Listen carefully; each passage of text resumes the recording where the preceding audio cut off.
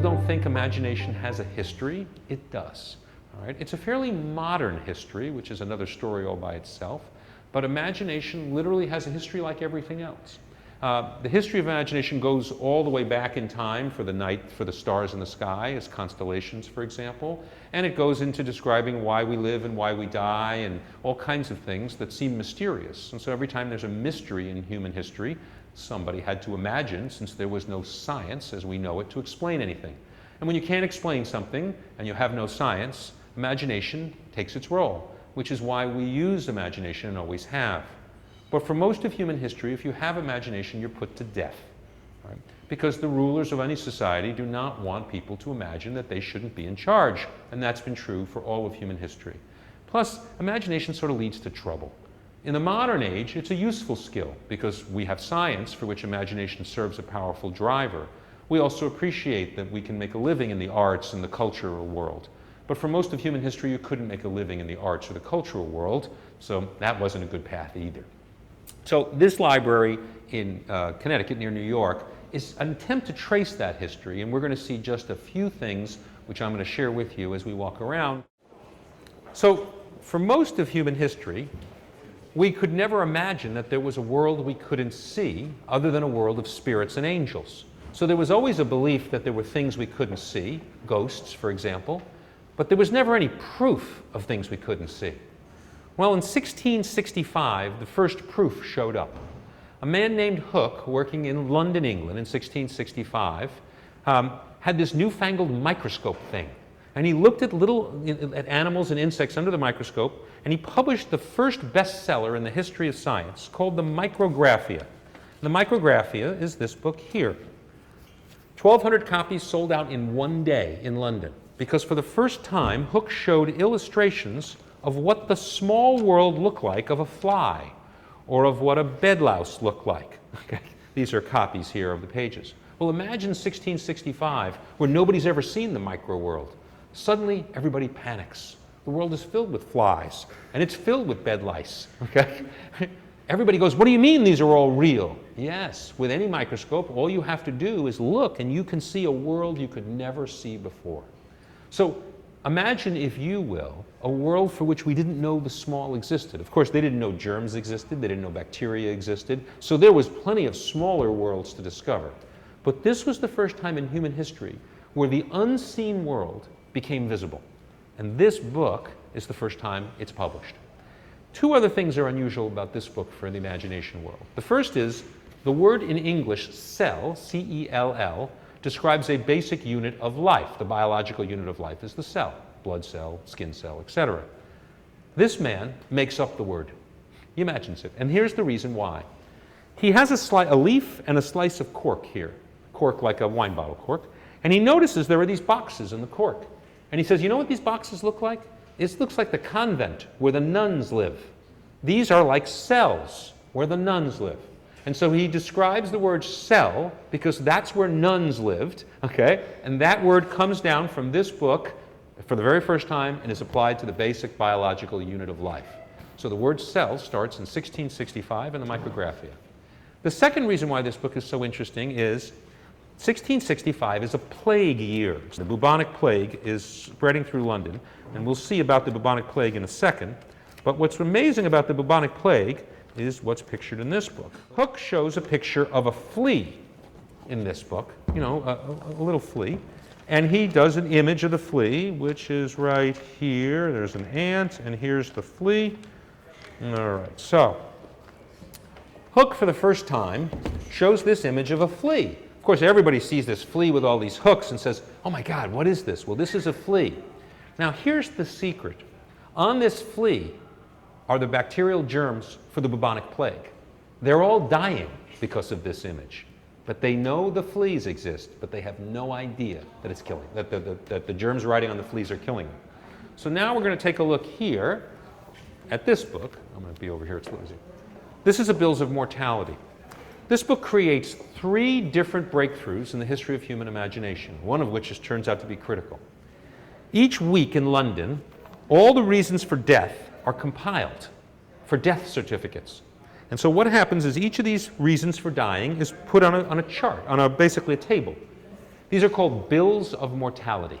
And they start in the 1560s, and this is 1665, and they're keeping a set of bills of mortality week by week during the year of the plague. Well, they don't know it's plague until the plague breaks out, okay, in 0 in 1 week, and you'll come back in 1 week, suddenly the plague shows up with 9 or 3 cases of plague right down here.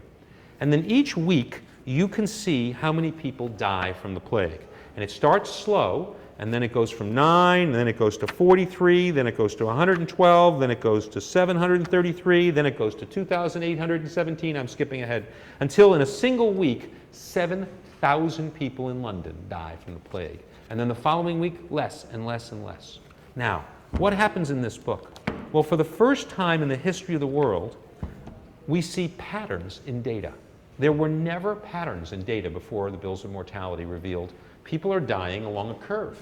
Well, if God is killing you, why are we dying along a curve? That doesn't make any sense. There must be a reason why the plague is spreading and killing people along a very regular curve. And so 3 things happen from the bills of mortality in the plague year. The first thing is public health realizes we can do something to change the shape of the curve. We can actually slow the plague. They don't know what to do. In fact, they do the wrong thing. They kill most of the cats and dogs because they believe somehow the cats and dogs are spreading the plague. Of course, the cats and the dogs are the things killing the rats, which are carrying the fleas, which are infected in their blood with the bacteria for the plague. But that's another story. Okay? So the health data industry emerges. The second thing is statistics emerges from this book, because for the first time you can see a statistical curve, which leads to probability into the statistics industry, and of course, insurance, life insurance emerges from bills of mortality, because once we can see that you're not dying randomly, that you're dying from some cause, we can start to say, wait a second, maybe there's in a population, there's data that reveals how long you might or might not live. One more thing from this table for fun, for imagination. Okay.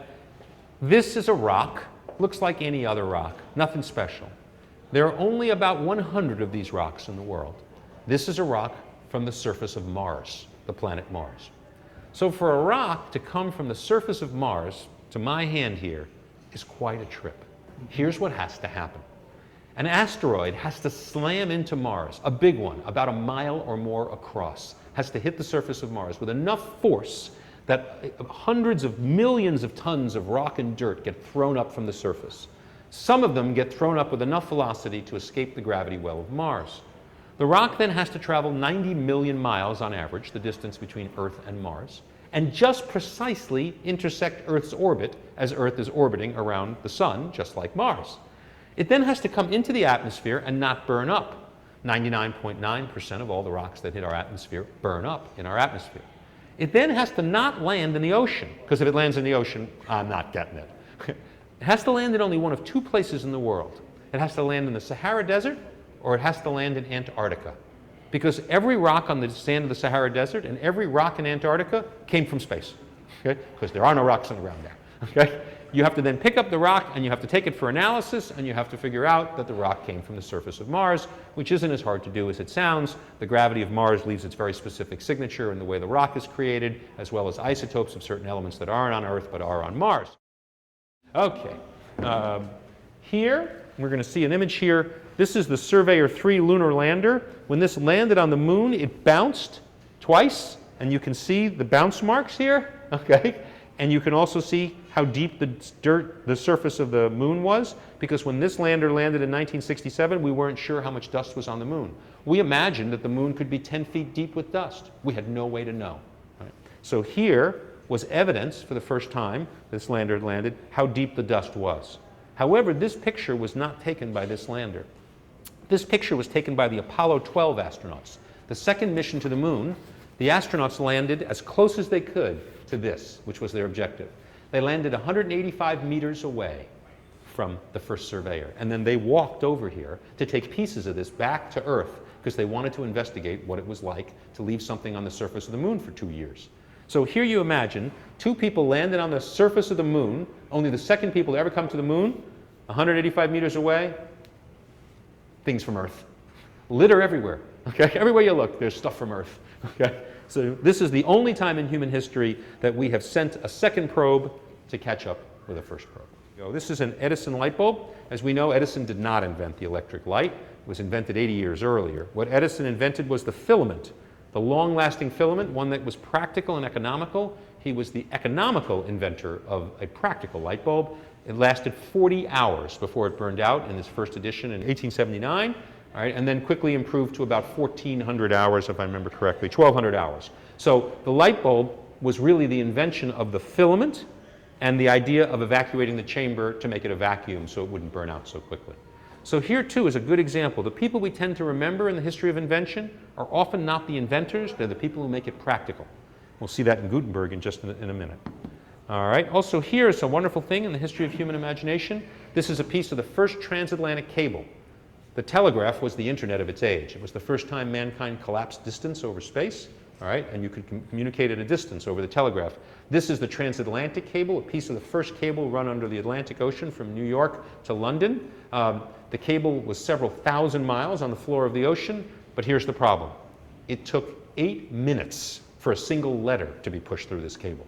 Certainly better than a ship, but the technology was so poor that after 3 weeks, the cable burned out and was never used again. So the first transatlantic cable, millions of dollars, garbage in 3 weeks. This table is about medicine, and it's mostly facsimiles, because the originals are just too valuable to move, but I have 2 things that are originals here. So this is the first book in the history of science in medicine. It's called Vesalius's, the Fabrica is the book, this is the epitome, this is the teaching tool for it. And so this is the first time science is used in dissection and a real human body based on dissection occurs. And this is 1543, or is the beginning of essentially the science of medicine. Before 1543, everything was based on hearsay and what Galen did in Rome 1,400 years earlier. Unfortunately, Galen 1,400 years earlier never dissected a single human because Roman law was against doing that. So he did it on animals, and for 1,400 years everybody said animals, humans, same thing. Needless to say, he had a lot of wrong anatomy. Okay? However, doctors didn't know anything anyway, and they didn't do anything useful, so knowing wrong anatomy for 1,400 years barely made a difference. Okay? But here you can see the first real scientific anatomy. I'm going to skip ahead here in sort of another nice piece of imagination here. So here is the city, Jerusalem, but what's interesting about this city is that nobody had an accurate map of ancient Jerusalem. There are no drawings and no maps that survive. So you would think without any maps of ancient Jerusalem and any drawings, you couldn't make a map. You'd be wrong. Humans imagine everything, okay? So here is a highly detailed map of Jerusalem with all the buildings and the streets, all of it made up. And if that isn't enough, the guy in the corner over there, that colored one, he did an entire map of Jerusalem, put 7,000 people in it, all made up. See, maps were not instruments of accuracy for most of human history except for sea charts. Maps were primarily political documents until about the mid-18th century, early 1700s. Before then, accuracy of maps meant nothing. The politics of the map meant everything. Your map was a reflection of your politics, not a reflection of the geography. We only today think about maps as being accurate. Here is a view, not a map, of the city of London for 1666. A year after the plague, the same year, 1665 is when the plague and Micrographia, the Great Fire of London broke out, and London practically burned to the ground. And here you can see a woodcut of all the great buildings, including St. Paul here, burning down, as almost the entire city of London burned down over a period of 3 days. They could not stop the fire. And you could see London Bridge had houses on it, and all of those houses burned, but they knocked down a bunch of houses here, so the fire never got to the Westminster side of the river. So only half the city burned. Here we have 2 extraordinary treasures on the table. The first one is is for Gutenberg. This is an original page, a single leaf, of a Gutenberg Bible. The Gutenberg Bible is the first book printed in the West using movable type, and is responsible for the invention of mass-produced printing. Gutenberg didn't invent printing. The Chinese invent printing around 860 AD, 500 plus years before Gutenberg, and the Koreans invent metal type in, I think, around 1230. So type and movable type is well known. The problem is in Asia, the character set is so large, it's impractical to do too much printing. It's too expensive. And so printing, though they print a lot of books, it's only for the elite and the wealthy. What Gutenberg invents is a way to print cheaply. And the Roman character set, with only 26 letters and capitals and lowercase, his invention of a easily cast type made it possible, along with a modern printing press and modern printing machine based on a wine press, to print very inexpensively. Well, nobody could read. Why do you need to print things? That's where it gets interesting. The reason why printing press succeeded had nothing to do with reading at all. Right? The Catholic Church, which was the dominant power in Western Europe at the time, sold forgivenesses to people in order to fund the church. All of St. Peter's Basilica, for example, is funded primarily by the sale of forgivenesses. They're called indulgences in the English language, but forgivenesses is a good translation. An indulgence meant that you didn't have to spend as much time in purgatory before you had to get to go to heaven. So it was a forgiveness you could buy, and you had to pay good money for it. They used to have to handwrite them out, so it took a lot of time. When Gutenberg invents the printing press, guess what everybody did? They started buying printing presses, every parish, to print forgivenesses, like money, okay? And then they sold them. So the sale of forgivenesses is what drove the printing press. Nobody could read. The Protestants also liked the printing press up in Germany. Why? Because they were trying to spread their heresy, and the printing press was the cheapest way to do it. They were against forgivenesses. Martin Luther, with his 85 theses on the nail, whatever the number of theses, I always get it wrong, on the church door, okay, was basically a complaint, one of them about the sale of indulgences. So both the Protestant breaking of the church and the Catholic Church both liked printing presses for their own reasons. So now you can see an original page from a Gutenberg page. This is the oldest surviving medical book in the world. It's only 70 leaves out of 31 volumes of a Chinese encyclopedia, and this volume is about pharmacopoeia, which is medicinal plants and animals.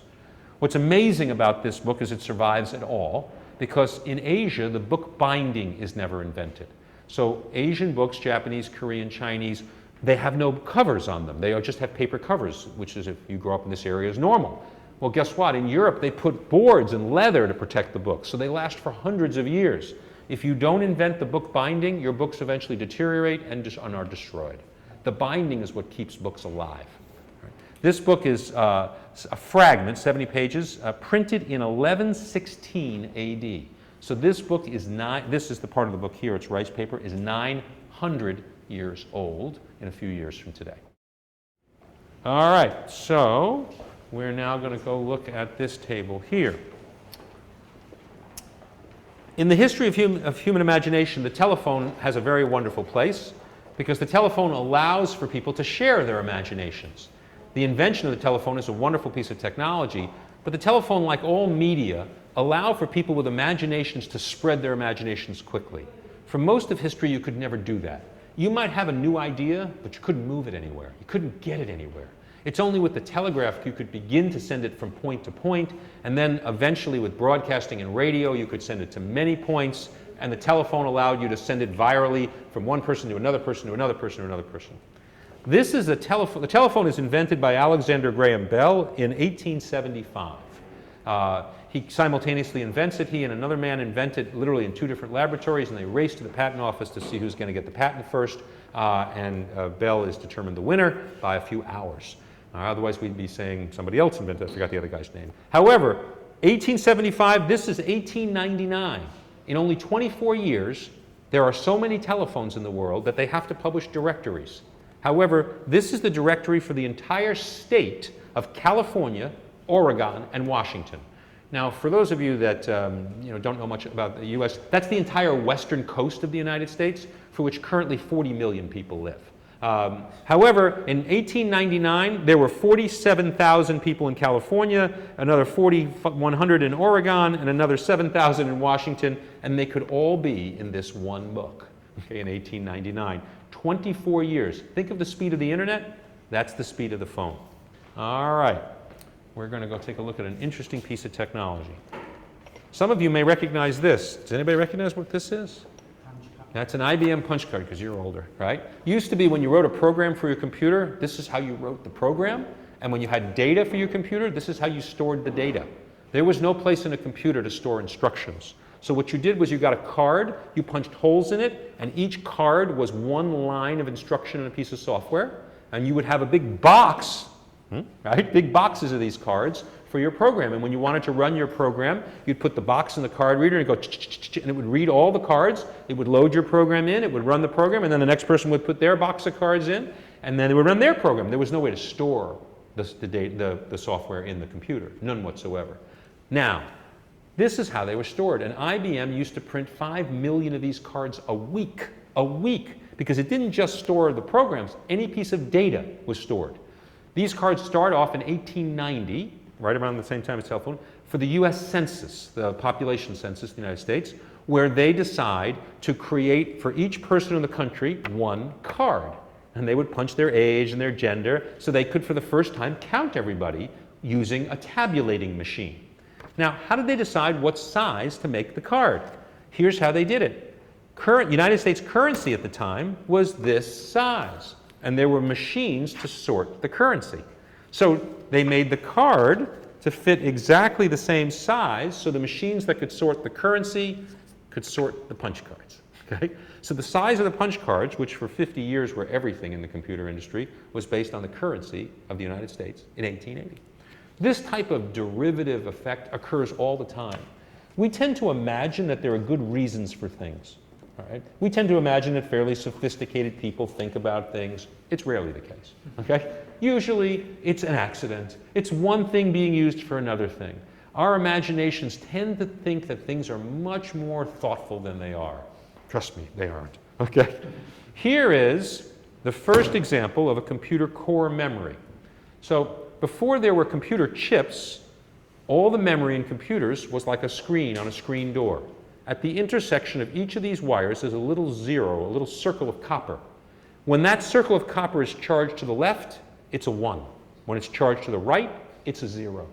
So each one is a single bit, not a byte, a bit, 8 bits to a byte. This is about 70 or 80 bytes of data, okay? Right? Not kilobytes, not megabytes, not gigabytes, not terabytes, bits. And they are physically stored on in an IBM computer in 1962. So here you can see what a computer core looks like before the invention of this, this is a facsimile, a perfect copy of the first transistor at Bell Labs. Transistor is a gate, an either-or gate, and it replaces a vacuum tube, which is another way of storing bits. So you have here a model of the first transistor. And next to it, we have the first microprocessor in 1971. It's 5 chips to make one microprocessor. This is a 4-bit computer, not 8-bit, not 16-bit, not 32, 4-bit, okay? And this is done, and you can read the story, in 1971. So really, in just 40 years, we go from, literally, this is nothing, okay? I think what's the processor here? 2,300 transistors, essentially. 0.06 MIPS, for those of you that are computer literate. All right, we're going to go take a look here at an Enigma machine. The Nazis in Nazi Germany used these machines to both encode and decode devices. The Americans, actually the British and the Poles, cracked the codes and were reading the Nazi traffic, instructions to their U-boats for most of the war. This was an amazing feat because it was unimaginable. The coding machine here is so complex that the idea that mathematicians could decode these things, nobody could believe.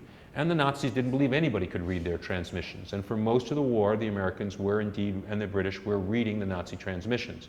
So it's a whole feat of, for those of you that know history, it's a whole feat of imagination. The biggest thing about this is it saved Britain from starvation. The U-boats were basically sinking all the shipping because they were so stealthy they couldn't be found. But every U-boat had one of these devices on the U-boat, and it was how they were communicating with their own headquarters. Once the British could read where the U-boats were, they could avoid the U-boats entirely, or whenever possible try to sink them, but mostly just try to avoid them. And so enough shipping could get through to feed Britain. The second big thing the Enigma machine did was, in D-Day, the Allies were landing on the beaches, and the Germans did not know which beaches they would land on.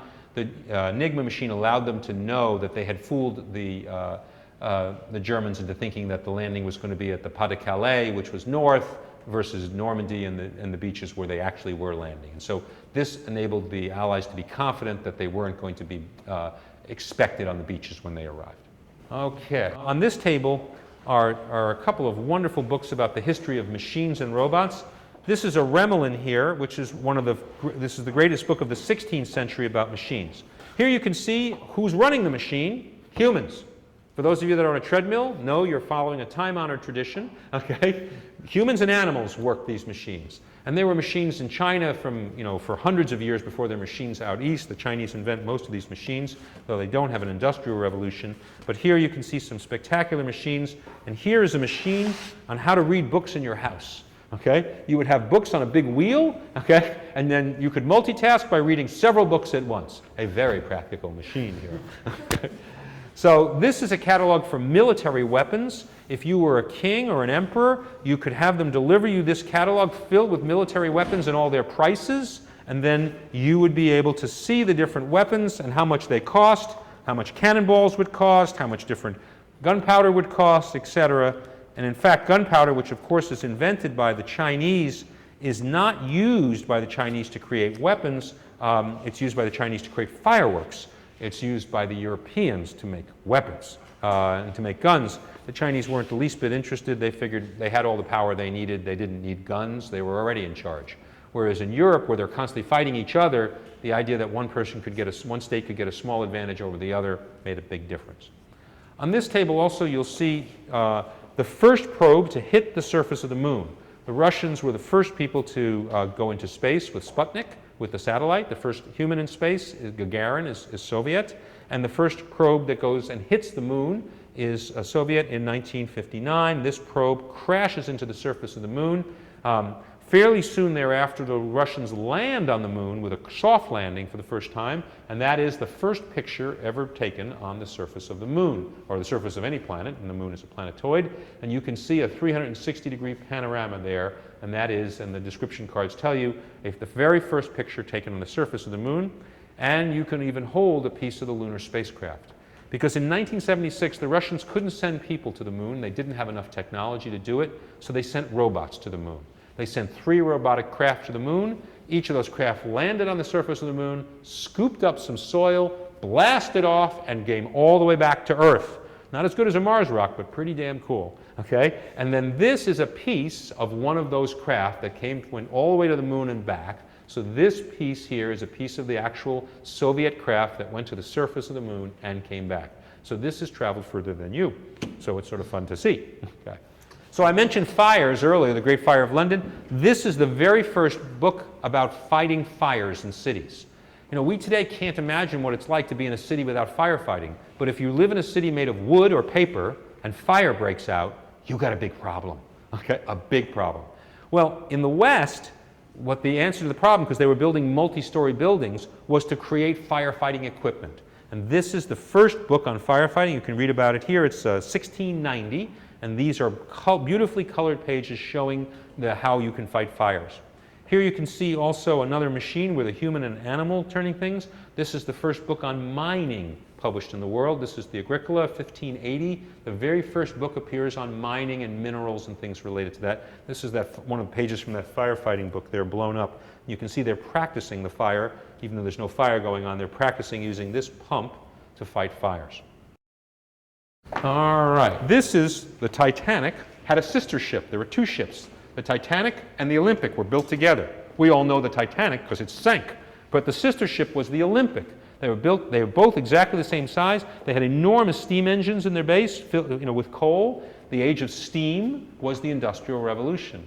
We don't think about the age of steam anymore. We pretty much live in the age of oil for power. But coal is still the #1 fuel in the world for burning.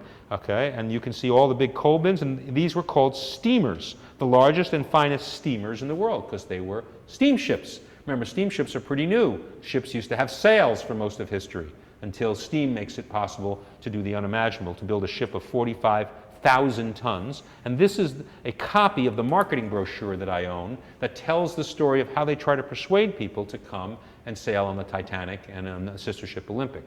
The day the Titanic sinks, the sister ship Olympic has already begun its sailing too. Its maiden voyage is also sailing. All right? And in fact, there are telegrams that occurred during the sinking of the Titanic. While the Titanic has sunk, they've got a telegraph operator. And that telegraph operator is desperately trying to find somebody, okay, and all the telegraph operators die on the Titanic, desperately find somebody to come pick them up. There was a ship close by that could have saved everybody on the Titanic, and it had a Marconi wireless operator there, but he had gone to sleep. There was only one guy, and he went to bed, and so they never heard the signal. Okay? So even here, you can see these are the original telegrams here. These are 6 telegrams where the head office is desperately trying to find out what's going on, who's been saved, who's dead. And so you can see here, even though they have wireless telegraphy, telegraph using radio signals, right, they still have no idea what's going on. Okay? A metaphor for the modern world in so many ways. On this table, we have 2 amazing medical books. One is the Kethem, for which the large page is here. The Kethem is the first printed medical book in the West that has illustrations. And it's printed in 1499 and then hand-painted. It's a diagnostic book. And here is the diagnosis. The color of your urine is the best diagnosis they can figure out on what's wrong with you. And there's some validity in some minor ways. Of course, they don't hesitate to use the stars in the sky when the urine doesn't work so well, okay? And it's no different in China, where they use lines of force and all kinds of mysteries of explaining why you're sick and why you're not, the chi energy and all that. Now, here is an amazing example of the difference in technology between a society that's using science and a society that's not. Even though there's no science yet in 1499, the scientific process begins with Vesalius in medicine in 1533 to 1553. Here is the earliest Japanese medical book. This is printed in 1810. In 1810, they're still doing drawings that aren't too much different than 1500 in Western Europe, because the Japanese, the Chinese, and the Korean societies wanted no influence from the outside. They didn't want any of that science, they didn't want any of that process. And so essentially, they had no science until 1790. They used no Western medical books in Japan. And so this is the earliest surviving Japanese colored medical book. And you can see the state of the quality. Right? Now, eventually, of course, Japan catches up, but you can see the difference in a society that embraces science and the use of imagination to test hypotheses versus societies that say, look, we're not going to imagine anything. We know what we need to know. Just take the test, get the right answers, we're done. Okay? So the Asian approach had always been the best and the brightest, took the bureaucracy exam, or the Gaokao today, okay? And if you score high enough, then you get a good life. If you don't, back to the farm with you, okay? Very different structure than the West, where basically if you could come up with a theory and a hypothesis and you could imagine it and you could test it and you could prove it was true, you could sell it, build it, use it, create with it. All right. On this table here, we've got a few things that are fun. So we've got how to photograph an atomic bomb. So this is just, you can't beat the title of this book, right? I just bought it for the title, actually. And you know, you never think about it, but if you're going to set off atomic bombs, somebody's going to have to take pictures of them, okay? And so this is a book explaining how the military takes pictures of atomic bombs, okay? You know, it's the kind of thing we don't tend to think about when we think of nuclear energy and bombs. We don't think about, well, who's going to take all the pictures? Here's a book about it. Okay. On this table, I'm going to show you 1 or 2 other fun things. So the first probe that sends back digital data, digital being ones and zeros, from a flyby of Mars is Mariner 4. In 1965, the Americans send a probe that flies by Mars and takes pictures as fast as it can as it goes by. The entire mission cost $83 million in 1965. So that's the equivalent of maybe $300 million today. And then the program cost another $500 million, okay, just to do the whole program, of which this was one mission. The entire number of pictures this one probe could send on this was 22 pictures. 22 pictures, that was all it could take. Right? And each picture, all right, was transmitted at 33 bits per second. The entire mission reported 634 kilobytes of data. That's all they could get. And it all fit on this one reel. This is, of the 22 pictures, 19, they couldn't fit all 22 on here, 19 are on this reel of mag tape. So here is $80 million worth of mission pictures with another $500 million worth of program costs just to take 22 pictures of 634 kilobytes. We live in such a data-rich world, we can't imagine how data poor it was. But this is 1965. This isn't that long ago. I actually remember 1965, don't get me started. Okay, so in addition, I have here the most complex machine ever built is the Saturn V rocket. This is the rocket that took the astronauts, the American astronauts, to the moon in 1969. This rocket was 360 feet tall. It developed 6 million pounds of thrust. It had millions of parts in it. But like everything, every vehicle, it had a glove compartment manual. And this is the astronaut's glove compartment manual. Like in your car, where you have a manual for the car. This is the manual for the Saturn V, your owner's manual, okay? It's a brief summary of every system in the Saturn V that matters. And here you have a Saturn V owner's manual. Always handy to have if you have a Saturn V, okay? I think you can see very quickly, imagination is a very unusual thing. Right? You actually have to look for it to see it. Right? It's not technology and it's not invention. It's actually original thinking. Somebody had to think. Somebody had to have an original thought, okay, in order to imagine something. Engineers take what people imagine and they try to make them physically real. Right? Creative designers might take what somebody imagines and make variations of it. For example, you can be an engineer and have no creativity. You can also be a designer and have no creativity. You can just do a knockoff of a dress. Somebody imagines a beautiful pattern and you do 20 variations of it. It's not to say creativity isn't important, it is. But creativity is not imagination. Right? Invention is not imagination, and innovation is not imagination. Imagination is original thinking. And that's the hardest thing to do. Because after all, it's pretty hard to be original. Right? Most things somebody's thought of before. On the other hand, it's easier to be original than you think if you work at it. Training yourself to try to think original thoughts and then sorting through those thoughts is very useful. Because not all thoughts have to be immediately useful. A lot of things that weren't useful when somebody first thought of them, a lot of basic science research, is not terribly useful until we find out that the way that sea slug works and that the way that bacteria works and the way that the light bends when it comes from that star are all related. Science is actually a discovery process where we take useless things, where we're asking good questions, and imagination helps us ask good questions, and we translate them into useful things, which we call innovations and inventions. Working only on useful things misses the opportunity to imagine things that could be way more powerful, but were never even thought of. So the challenge, and especially a challenge in a culture where grades and scores and things like that really matter, the challenge is to not get sucked into that. All right, is to not to say not to get good grades, but the challenge is how do I imagine things? How do I imagine things that are problems that people don't even talk about today? Those are the people that make the real breakthroughs, typically, because imagination is the most powerful tool we have when we use it.